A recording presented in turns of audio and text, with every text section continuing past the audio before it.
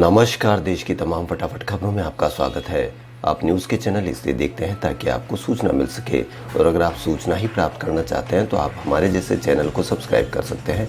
लेकिन यदि आपको ऐसे चैनल देखने हैं जिसमें सिर्फ किसी का अपमान होता हो या आपके मन में डर बैठाने का काम होता हो, और हाँ, आपको अपने बच्चों की फीस से, बढ़ते बच्चों की बेरोजगारी से या पेट्रोल के दामों से या जो भी ऐसी समस्या है उनसे कोई तकलीफ नहीं हो, तो आप किसी भी दूसरे मीडिया चैनलों पर लड़ाई झगड़े की बहस देख सकते हो। लेकिन एक बात याद रखो कि उन लड़ाई झगड़े की बहस से आपको, देश को और आपके बच्चों को क्या फ़ायदा हो सकता है। यदि आप इसका विचार करोगे तो आपको लगेगा कि इससे आपका, बच्चों का और देश का कोई भला नहीं हो सकता। तो इसलिए वो चैनल देखें जिसमें सिर्फ खबरें हो। तो बढ़ते हैं खबरों की ओर।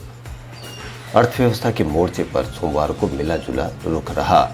खुदरा मुद्रास्फीति जून महीने में मामूली कमी के साथ 6.26% पर आ गई। हालांकि लगातार दूसरे महीने भारतीय रिजर्व बैंक के संतोषजनक स्तर से अधिक है। सरकारी आंकड़े के अनुसार वही कमजोर तुलनात्मक आधार की वजह से देश के औद्योगिक उत्पादन में मई में सालाना आधार पर 29.3% की वृद्धि हुई है। राष्ट्रीय सांख्यिकी कार्यालय के आंकड़े के अनुसार खाद्य वस्तुओं की मुद्रास्फीति जून में बढ़कर 5.15% होने के बावजूद खुदरा महंगाई दर हल्की कम हुई है। एक महीने पहले यह 5.01% थी। उपभोक्ता मूल्य सूचकांक आधारित मुद्रास्फीति मई 2021 में 6.3% तथा जून 2020 में 6.23% थी। दूसरी तरफ औद्योगिक उत्पादन में मई में 29.3% की वृद्धि हुई, जबकि एक साल पहले इसी महीने में इसमें 33.4% की गिरावट आई थी। एनएसओ के आंकड़े के अनुसार सालाना आधार पर तेल और वसा खंड में महंगाई दर जून महीने में 34.78% रही थी। वहीं फलों की महंगाई दर 11.82% दर्ज की गई है। हालांकि सब्जियों के दाम के आधार पर 0% की गिरावट रही। ईंधन और प्रकाश खंड में मुद्रास्फीति 12.68% रही।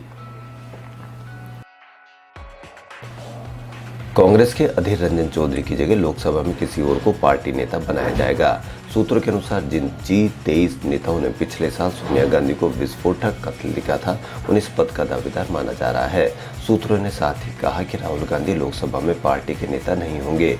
संसद का मानसून सत्र 19 जुलाई से शुरू होगा। इस पद के लिए जिन्हें सबसे ज्यादा दावेदार माना जा रहा है उनमें शशि थरूर और मनीष तिवारी है।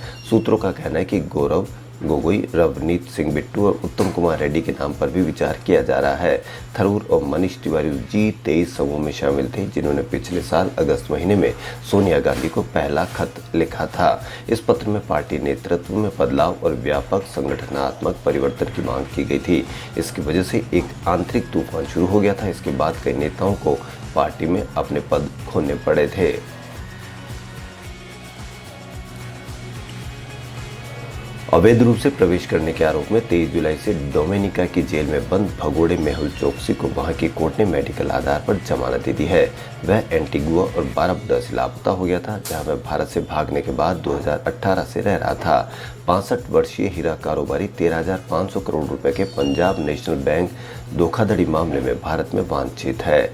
भगोड़े हीरा कारोबारी मेहुल चोकसी ने आरोप लगाया था कि डोमिनिका में अवैध प्रवेश के लिए उसकी गिरफ्तारी भारत सरकार के प्रतिनिधियों के कहने पर हुई, और उसने अपने खिलाफ कार्रवाई रद्द करने की मांग करते हुए रोसियो के उच्च न्यायालय में एक मामला दर्ज कराया था। वह स्थानीय मीडिया में आई खबरों के अनुसार कैरेबियाई देश के आवर्जन मंत्री, उसके पुलिस प्रमुख और मामले के जांच अधिकारी के खिलाफ मुकदमा दर्ज कराया गया था।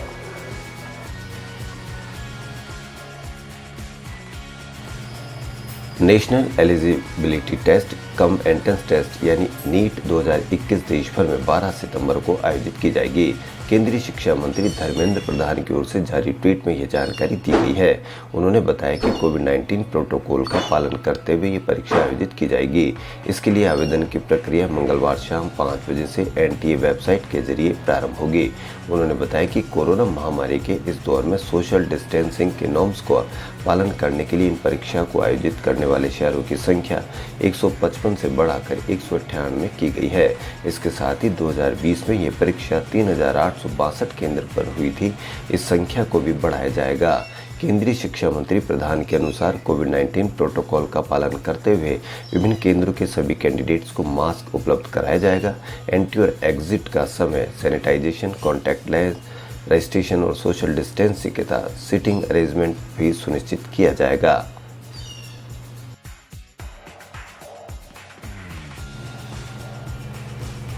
कोरोना की दूसरी लहर अभी पूरी तरह से थमी नहीं है और अब कई राज्यों में फिर से बढ़ रहे मामले चिंता में इजाफा कर रहे हैं। कोरोना के बढ़ते मामलों में सबसे अहम चीज आर फैक्टर है, जिससे वायरस के फैलने की रफ्तार की जानकारी मिलती है। इंस्टीट्यूट ऑफ मैथमेटिकल साइंसेज इन चेन्नई के विश्लेषण के अनुसार ये एक बार फिर बढ़ रहा है। महाराष्ट्र, केरल और पूर्वोत्तर के राज्य में इसकी रफ्तार दर्ज हुई है। कोरोना के मामले कम होते ही लोगों की लापरवाही सामने आ रही है और लोग प्रोटोकॉल की परवाह किए बिना भीड़ लगाने लगे हैं। कोरोना मामलों के कम होने और थोड़ी रियायतों के बीच मुंबई से नजदीक लोनावाला में भी भीड़ इकट्ठा होने का सिलसिला चल रहा है। भीड़ के साथ कोरोना भी फिर से बढ़ रहा है।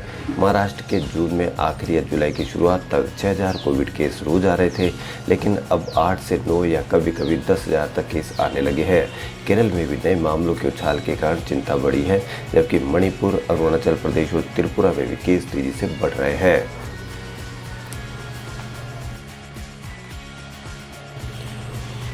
आर्थिक मामलों की कैबिनेट समिति ने जीवन बीमा निगम के आईपीओ को मंजूरी दे दी है। वित्त मंत्री निर्मला सीतारमण की अध्यक्षता में समिति आईपीओ की इशू, साइज और मूल्य और समय तय करेगी। सूत्रों ने कहा है कि सीसीईए ने 7 जुलाई को अपनी बैठक में देश के सबसे बड़े आईपीओ के लिए कई बाधाओं को दूर करते हुए निवेश और सार्वजनिक संपत्ति प्रबंधन विभाग द्वारा अंतिम रूप दिए गए आईपीओ के लिए पुनर्निर्धारित योजना को मंजूरी दी है। इसके साथ वित्त वर्ष 2022 के लिए आईपीओ का रास्ता साफ हो गया है।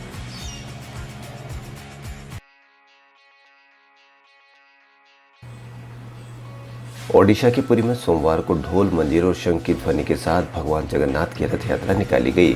12वीं शताब्दी के मंदिर के इतिहास में लगातार दूसरे साल ऐसा हुआ जब रथ यात्रा में लोग शामिल नहीं हो सके। इस दौरान मंदिर के सामने 3 किलोमीटर तक ग्रैंड रूट सुनी पड़ी थी। केवल चुनिंदा पुजारी और पुलिसकर्मियों को ही उपस्थित रहने की अनुमति थी। पुरी के जिलाधिकारी समर्थ वर्मा ने बताया कि सड़कों या घर की छतों पर एकत्र होने की मनाही थी। जहां जहां से यात्रा निकाली गई उन इलाकों में कर्फ्यू लगा दिया गया ताकि उसमें भीड़ न जुटे। उधर अहमदाबाद में भगवान जगन्नाथ की एक दिनी रथ यात्रा सोमवार सुबह 7 बजे शुरू हुई, जो 10:50 समाप्त हुई। खास बात यह रही कि 19 किलोमीटर की यात्रा 15 घंटे चलती है, लेकिन कर्फ्यू के कारण यह मैच 5 घंटे में पूरी हो गई। दूसरी ओर सुरक्षा में 23,000 पुलिस के जवान लगाए गए थे। इसके अलावा 15 ड्रोन और 300 सीसीटीवी भी लगाए गए थे।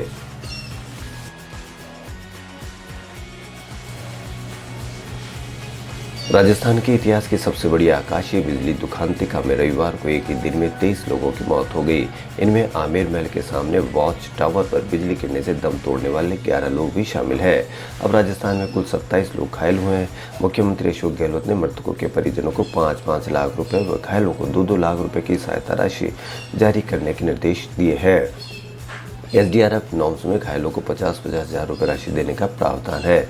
वहीं सीएम ने आपदा प्रबंधन की समीक्षा बैठक में फैसला लिया। साथ ही मौसम विभाग को चेतावनी सिस्टम दुरुस्त करने के भी निर्देश दिए। कहा कि विभागों के साथ साथ अतिवृष्टि, ओलावृष्टि, तूफान, बिजली गिरने जैसी प्राकृतिक आपदाओं की चेतावनी आम जनता को भी दी जाएगी। खबरों फिलहाल इतना ही। यदि आपको हमारा चैनल पसंद आए तो लाइक, सब्सक्राइब और शेयर अवश्य करें। धन्यवाद।